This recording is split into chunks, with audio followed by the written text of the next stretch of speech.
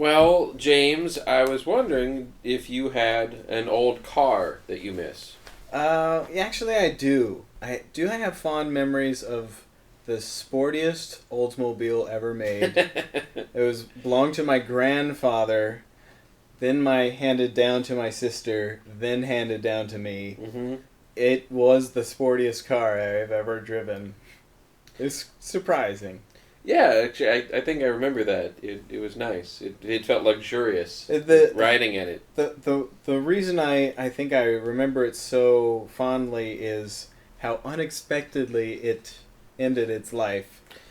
Yeah. Do you remember this? Yeah, most vehicles don't spontaneously combust. Right, yeah. They literally spontaneously combust. Like, I was driving home from Effingham and the very night before, and parked it in the driveway, and then woke up and it had caught on fire. Yeah. Most cars don't do that. Yeah, that's true. But it was not until then. It was very spacious. I had a Chevy Citation, which is a terrible name for a vehicle. Citation. And one time somebody drew a Pikachu on the back of it, and my brother and I left it on there, so we just called it the Pika-mobile. We still actually have no idea who drew that on there. We assume that it's somebody who knew us, but we actually have no evidence, and no one ever fessed up to it. So we really, to this day, don't know who ended up giving it the name the Pika-mobile.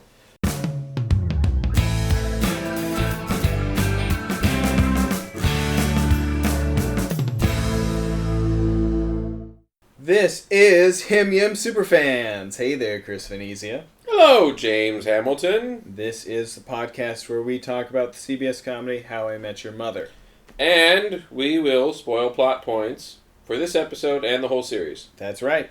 Ruining the show. That's what we've been doing for all of Season 1. You can download that now. And we're most of the way through Season 2. Yeah. So, stick around. Only 5 more. On this episode, we're talking about Arrivederci Fiero, a.k.a. I would walk 500 miles and I would walk 500 more just to be the man who walked those and miles to blah, blah, blah, blah, blah, blah, blah, at your door. Well, I was going to let you go. And I was hoping you'd interrupt me. Oh, no. I was like, I'm gonna see how long this will go. I'm gonna let this happen. I'm going to let this happen. I'm exhausted. Yeah, but this is one that when we were first conceiving the idea of doing this podcast, we did an episode. We did a few episodes as like a beta test, and this is one that you suggested. So this has got to be one of your favorites. Yeah, I really like this one because it's a road trip episode. It's a Marshall and Ted episode. It's a flashback episode. It's also a Lily and Robin episode where they get together and have a nice story. Yeah. Get to share a secret. And Barney gets a fun little story. We get to learn something embarrassing about Barney, and they get to pair Barney and Ted up in a situation we haven't seen them before. Anytime Barney gets embarrassed in the show is good. Right. I think for the show. And there's not been a whole lot of episodes this season where we get to learn something about Barney. He's been more silly and ridiculous, and you get that sort of typical clown Barney. But this one, we get to learn something about him. Right. He can't drive, and Right. that's interesting. Yeah. So I like that. So for the viewers who are interested, this was originally aired February 26th, 2007. Was written by Chris Harris, who also wrote Game Night, one of our best episodes from Season 1. Oh, that's cool. Yeah, so check that one out if you're checking out old episodes. And this episode, Chris, directed by Pam Fryman. Well, that's good. That other director was freaking me out. Fun fact, Pam Fryman, who, like the Feiro, doesn't do stick shift. Huh! Guest starring in this episode is recurring character Marcus, and Marvin, played by Ned Rolsma, plays Marcus, and Robert Michael Ryan plays Marvin Eriksen Jr. Right. Not Marvin Eriksen, we presume the third?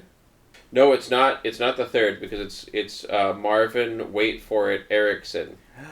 Right. So it's not Marvin. What's his butt Eriksen. Right. The third. Right. Wait for it. Greatest middle name ever. And as Mother Fan Dad would say, this is the one with Zitchdog. Zitchdog. Yes. And Marshall is the king of it and all games. Ted's the one that introduces it, and then Marshall just wins. Right, yeah.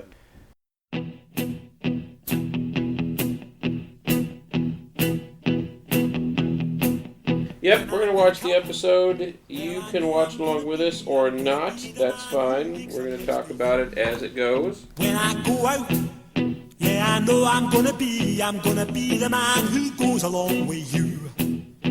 But I would walk 500 miles and I would walk 500 more to be the man who walks. So I love that the opening line is, "This is awesome."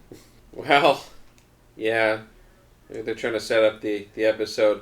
I like the odometer. Yeah, and I like that whenever we do see the Feiro again in future episodes flashing back, they show the odometer. Yeah. What's interesting here with like the cinematography is that on the windshield and the hood, you can see the reflection of New York going by. I don't know if they always do this in this show. I don't know if they always do this in any show, but it looks really good considering that they're in a parked car in front of a green screen. Yeah, it's very impressive. I don't think I've seen this kind of shiny reflection in a show set in New York before. They usually tend to have flat, dark colors. Right. And they'll do poor man's process where they have essentially flashlights on sticks that they wave over the car. That's funny. Yeah. Do you think that Bays or Thomas had a Feiro? Otherwise, why would you pick this? It is an odd vehicle, right? Because you've got some facts about the Feiro. It's the only mid-engine American sports car Ever. It's the first and last. How many years vehicle. do they make it? They made it from 83 to 88. They talked about making it in 1990 and decided against it for whatever reason. Oh, God. And it was a GM car, a Pontiac. Right? Yeah. And it was supposed to be like a sporty car, like almost a muscle car, but not quite a muscle car because they didn't want it to compete with the Corvette. But they also tried to market it as like a commuter. So it's like I guess in a way it's kind of perfect for Marshall in this episode, the way that they're talking about like, well, like when you're growing up, you try to hang on to a few of your more like reckless things, The Feiro is a metaphor for Marshall's life. Yeah, exactly. In automotive sculpture form. Yeah. Because it's like you want something that's sporty and reckless, but you also need to get to your job, right? So it needs to have good fuel economy. Yes, it's a sports car that gets 32 on the highway. Yeah, exactly. The two-seater, so there's, it's impractical. Definitely no room for kids. No. I liken this to other shows that talk about like vehicles that are not super common, that you and I didn't grow up with, that maybe meant something to the creators of a show. There's Futurama, where Fry talks about his Chevy Nova. Oh, yes. And then there's one show, I can't remember what the show is, but they were talking about the Gremlin in that show. And I actually had to look up what that was afterwards, so I had never heard of it. It's a car that not a whole lot of people had. It didn't have a long run, and I think that the Feiro fits into that category. It's a real specific car. Like the DeLorean, you only mention it for certain reasons. Yes. And the Feiro, at least it had a 5-year production run. Yeah. So I imagine that's prime adolescent years for Carter and Craig. Mm-hmm. So maybe if they didn't have one, maybe there was one in their family, or it was an object of desire for them. The first production year of the Dodge Viper was like that for me. Oh, right, yeah. That was the most gorgeous vehicle. The only vehicle I've really ever lusted after, where I got learned the specs and stuff. Which is funny, because, it's like, now it's not a big deal. Not that they're everywhere, it's just that they're nowhere. It's like no one remembers it, just like no one remembers the Feiro. Right. So Marshall is inheriting the car from his brothers in a flashback. He's got a mullet. His hazing that he has to go through to get the Fiero is he has to pick up a bunch of coffees naked. Yeah, and his brothers, being such dickheads, went ahead and bought all the lids. And they're going to spill the coffee on him. Yeah. I think that's a step too far. Yeah, oh, definitely. I mean, the good news is that he's not filling the coffees up, full. This seems like a terrible, terrible thing. Oh, now, yeah, he's burned his giblets. I don't understand. Guys are stupid. Yeah. So another thing that makes this episode stand out a bit is that they're not at the bar. They're not at the bar. They're at the car repair place. Right, so in this episode, they want to make a big deal about the Fiero turning over to 200,000 miles, and just a few miles short, something goes wrong, they have to take it into the dealership, and this is the setting for the thing that they normally do is they sit at the bar and they tell stories. Yeah. So, yeah, new venue. I don't know if they had this one lying around. The dealership is sort of the setting for, like, telling the flashbacks. But what I like more about this episode is how much they do the flashbacks. It's like, the episode is mostly flashbacks. Just like when they're at the bar, it's sometimes barely about them being at the bar, and it's been a couple minutes of that, and it's mostly flashbacks. This episode is like that. We get to see Ted and Marshall in their early college days. Yeah. Ted is a total douche. Right. He's got his spectacles, and he's got his stupid hair, and his parents live in Ohio. He lives in the moment. I also think that Marshall is a terrible dorm mate because he takes his sandwich wrapper and just throws it on the ground near the trash can. That's good enough, apparently. And that would bug me. Where does he throw it, Chris? On the ground! Threw it on the ground! This is the Marshall and Ted part of the episode. It's like their origin story. Right. And it looks like since this road trip, they really polished up the Fiero. Yeah, since then. Yeah, it actually looks better now than it does in the flashback. Yeah. I guess he takes better care of it now. He's actually grown up a little bit. Few fun things about this is they're jumping around. Even though they're not really getting along, Marshall automatically lets Ted drive in parts. Yeah. And I think that's interesting to me, because to me, if I were to let somebody drive any of my cars throughout history, including my current car, that would speak volumes to the level of trust that I am giving that person, whether they know it or not. In fact, I should probably tell them that when they're doing it. Like you need to understand that we have now crossed a threshold into the level of trust that I am placing in you, that I am letting you drive my vehicle. It's interesting you say that because I did notice that, and I actually attributed it to Marshall being this overly trusting small town Midwesterner. Oh, okay.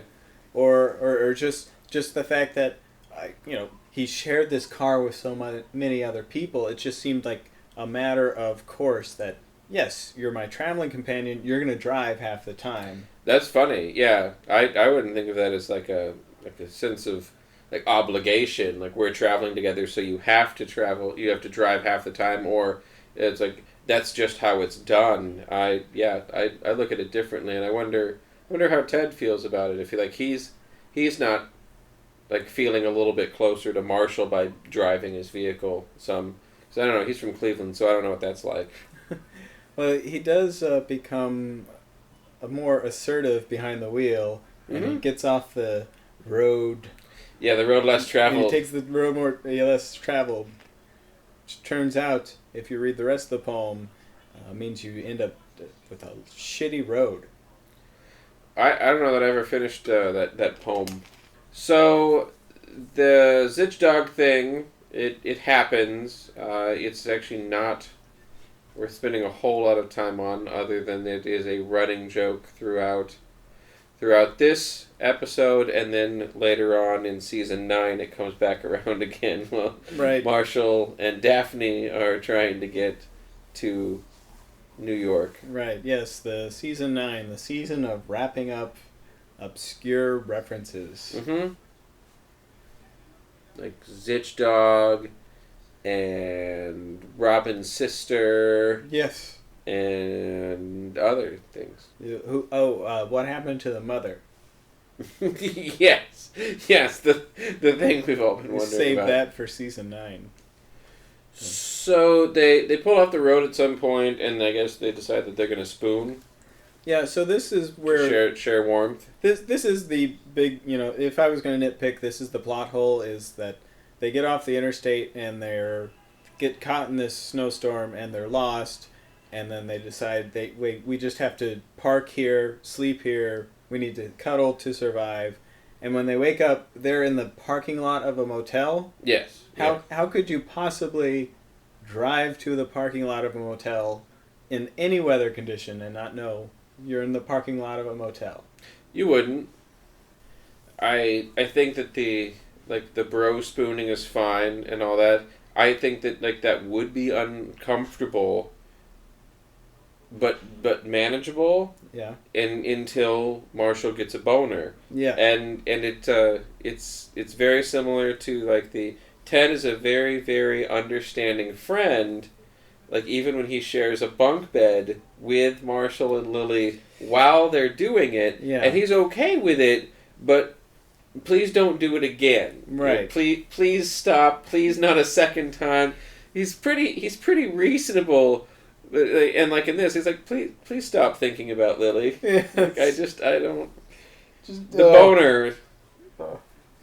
Yeah. Poking me a little bit.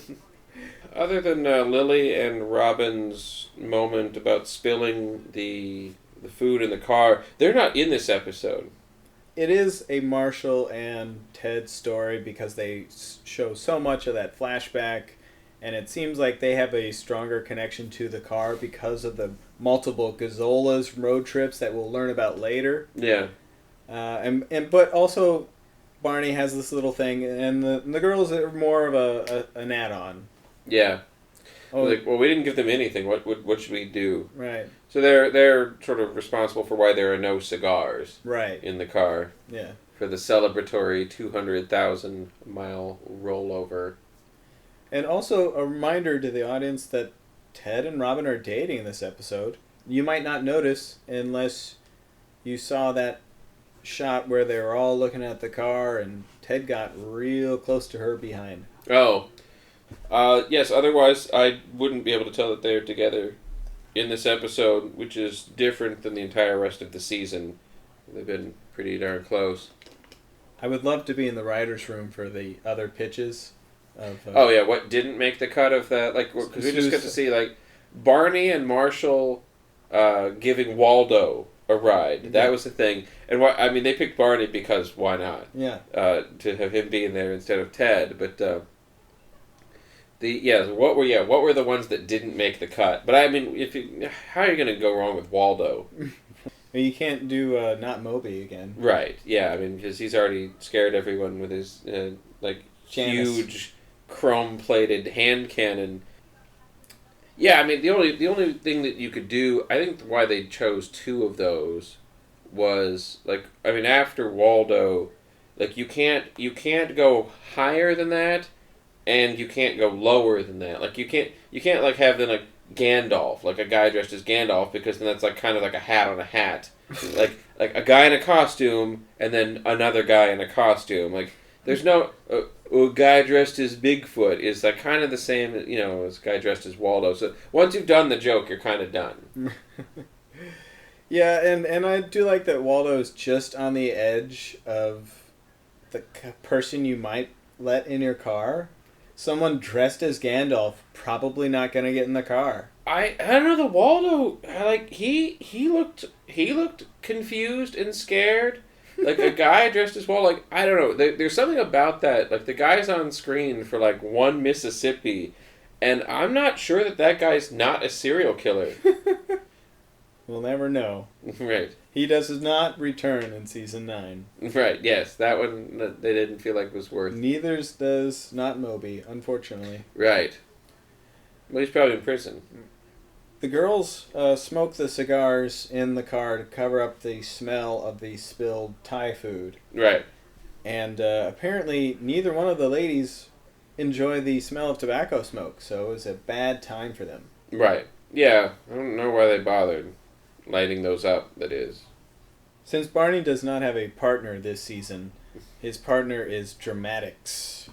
Yeah. So, in order for him to deliver his story about why he doesn't like the Feiro, he has to make it a big dramatic entrance. That's actually sort of something that comes back in season 9, which is the Blauman, I hate that you like that guy. It's like where they love that guy. And so yeah, everybody loves the Fiero, and Barney's like love it. No, I hate that car. Like why? Well, it's because you don't know how to drive, and you try to drive in it. Yeah, and it's also a little bit of Barney from the slap bet. I don't want to get slapped again. No, I hate it. Yeah. Or when they called him Swarley. Yes. Please don't call me Swarley. A nice little nod about living in New York City. Barney depends on taxis or public transit, or so he says. Or later he claims to never ride the subway. Even though there's a very good episode called Lucky Penny where he rides the subway. Yep. It's actually difficult to get a car to move this slowly. Right. Especially since it appears to be going downhill. Like, if you let off the brake, it should start to cruise at about 10 miles an hour easy without even hitting the accelerator. Well, that's the beauty of the mid-engine, Chris. When did you learn to drive? 16. Right, so did I. 15. Yeah, I mean, I guess, yeah, Barney lives in New York. There's no reason to drive. No one owns a car in New York because of all the traffic. Right, exactly. I would assume Ted and Marshal also had a similar experience, and the city people, they did not. And I always enjoy lording that skill over them, in jest, of course. Sure. But it is funny to see an adult learn to drive. Yeah. It is interesting finding an adult that doesn't know how to drive. I assume that Robin knows because Robin probably had to learn how to drive and had to learn how to fly a helicopter at least once and had to learn how to survive out in the wilderness with nothing but a knife for 3 days. She's probably well versed in multiple forms of transit. ATVs. Right, yeah, mudding. Yeah. Mudding. Maybe she goes mudding. Maybe mud. Marshall, Ted, Midwesterners. Lily appears to know how to drive, even though she's a born and raised New Yorker. Yeah, it could have been a skill she picked up when she was a roughneck, running drugs between Brooklyn and the island. Barney's mother could have also possibly not let him drive because she was nervous. Of course, yes. About him, being behind a dangerous vehicle, the wheel of a dangerous machine. Or taking himself to a dangerous neighborhood. Mm-hmm. And she would drive him everywhere, right? So that he didn't have to. Because he grew up in Staten Island, right? The same place that they later mock Lily and Marshall for moving to. And I love that little bit too. It wasn't a very long story. Again, just a little glimpse of their relationship. Ted has that Midwestern glee of, a city boy, I gotta teach him how to drive, this is gonna be fun. And if you watch Josh's face during that scene, he's just he really is into it, and I think he is actually cracking up. I think he actually broke. Actually laughing, yeah. So they decide that 199,999.1 is good enough. Probably. So they try to push the car, and it's still in the bay, idiots. Yeah, right. They don't know how a car being on blocks works. Yeah.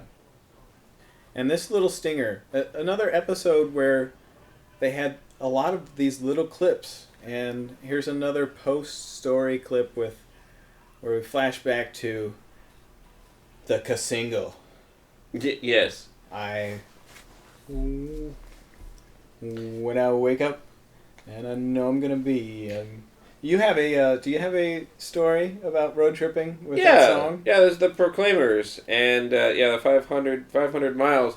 Actually, my mother fan Dan and I went on a road trip, and we listened to the song back to back to back to back, and found out how many songs, how many times around on the same song it took to get from here to Princeton, Illinois. Yeah. Which on the CD, like on the album art, like the insert, like we made a tick mark for each time. So somewhere we know exactly how many 500 miles it takes to get from here to Princeton.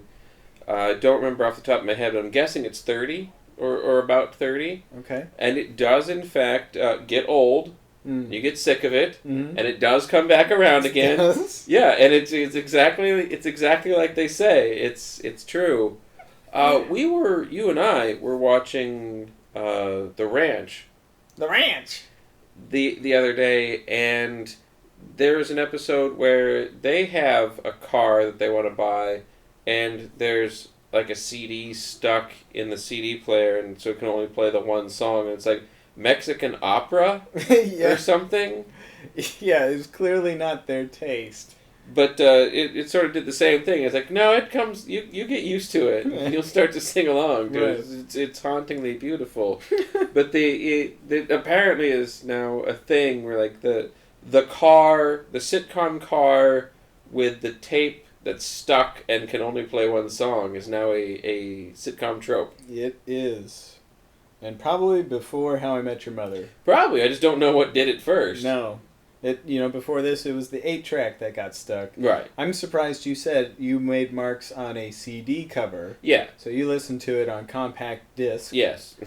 and I would assumed you would have had it in some sort of phone device and plugged into your stereo. That's how I would plan a said road trip today if I would. Yeah. Well, my CD player stereo deck doesn't actually have an input for my phone, so I would still be using compact disc.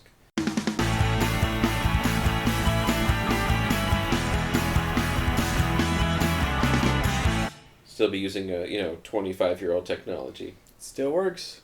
Right.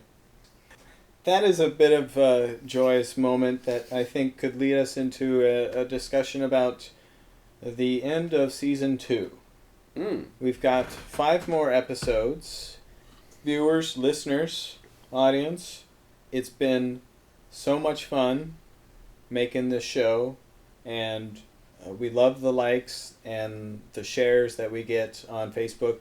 I kind of wish there were more of them, but we do love the downloads and the comments, and this has been a great, fun project for Chris and I, and we have already decided that season 2 is going to be all we're going to commit to. That's true. I had nothing prepared to add to that. But on my own, I will continue to post things to the YouTube page. And I'm sure I can convince Chris to show up on occasion and comment on whatever I might be working on that week. The intention would be to move the podcast experience. The intention is the podcast will be over and preserved forever. Right. And those of you who are interested in my witty comments and obscene comments can follow me on our YouTube page. I'm guessing that people joined this because they like How I Met Your Mother, so as it transitions into something else, I don't know that we necessarily expect everyone to, move forward and continue to listen to that. But if people do, that's great. Definitely appreciate everyone that's listened, everyone that's downloaded and joined the group and been a part of this. It's something that when James and I first started doing this, it was something totally different, and we were totally different, and I feel like we have both grown so much through this process, and it has been useful, and I don't think that there's anything for us to gain by doing a third season or beyond. Right. For this. I don't think there's anything for you as the audience to get out of it beyond what we're going to do with the rest of this season. So we really appreciate you joining us, and hope that you listen to anything that we work on in the future. Very well said, and it's actually appropriate that we're doing this on the Feiro episode, the episode where the guys have to let something go. Yeah. We worked on a lot of beta episodes before we started this, and there's about 22 episodes in the first season. Mm-hmm. We did, I think, a couple specials. Yep. And 22 episodes in season 2, Mm-hmm. and we've done multiple specials. So we'll have done close to 100 episodes of the podcast in one form or another in about 2 years. Yeah. So it's been a fantastic experience for us, and we hope you've enjoyed it.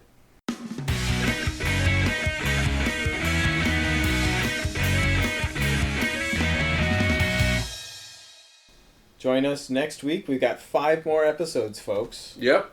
So join us next week for another episode. Moving Day. That is a great episode. I put on the suit, Mr. Mosby. Right. Meet me at the bar. Who do I look for? I look like Barney. I look like Barney. This is not Barney. Damn it. Yeah, that's a good episode. It sort of signals the beginning of the end of the relationship. Where I don't know, it's sad, but as far as like TV relationships go, like they haven't really had a whole lot of problems. Even like Ted Mosby, Architect, would have been like the first time that you see any real relationship problems, but they get that dealt with in one episode. Right. So that's an early trust episode, and an early part of a relationship is that trust. It's self-contained. This next one, this Moving Day episode, though, like it's like, oh, we have problems, and we're not going to make it, and they don't. At least in this go around in their 20s, and that's fine. It's sort of how you've got to do it with a TV show. But this is where it stops being like the great relationship. Right. Thanks, everyone. Have a good night. Bye-bye.